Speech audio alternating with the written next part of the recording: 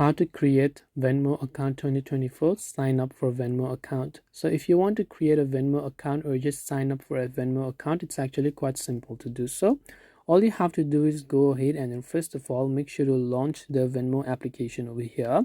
Then once you launch the Venmo app, by the way, if you already have an account here, you can click on the login option, but since we don't, we will go to the create account option. We will select personal and just tap on get started.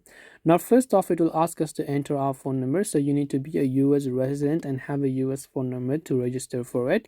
Now from here, all you have to do is just make sure to enter your phone number as you would be able to do normally.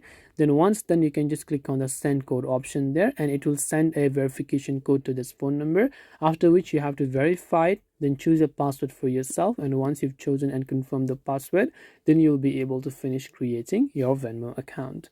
And this way you'll be able to create a Venmo account. I hope that this video helped you. If you have got any more questions, queries, or doubts, feel free to also leave them down in the comment section below. Thank you for watching till the very end of this tutorial, and as always, see you soon in the next video.